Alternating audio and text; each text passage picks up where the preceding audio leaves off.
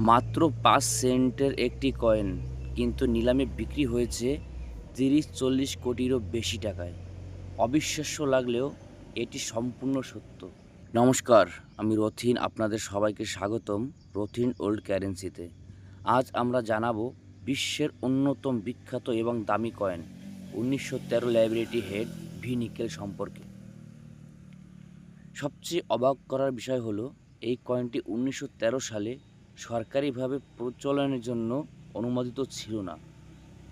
তবুও রহস্যজনকভাবে মাত্র ৫টি কয়েন তৈরি হয়ে যায়।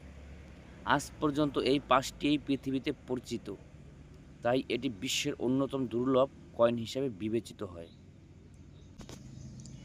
এই কয়েনগুলোর মধ্যে উচ্চমানের হাই গ্রেড কপি আন্তর্জাতিক নিলামে ৪ মিলিয়ন মার্কিন ডলারেরও বেশি দামে বিক্রি হয়েছে।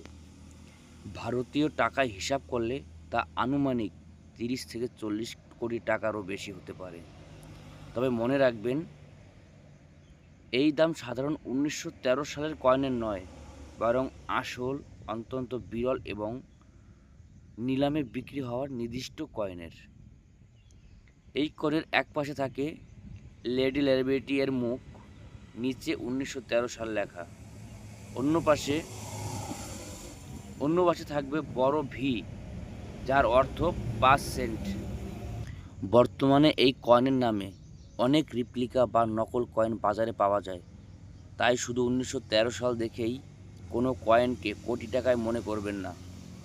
বিশেষজ্ঞের পরীক্ষা এবং প্রমাণ ছাড়া এর মূল্য নির্ধারণ করা সম্ভব নয়।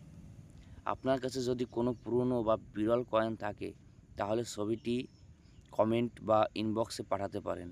আমি চেষ্টা করব সঠিক তথ্য জানাতে।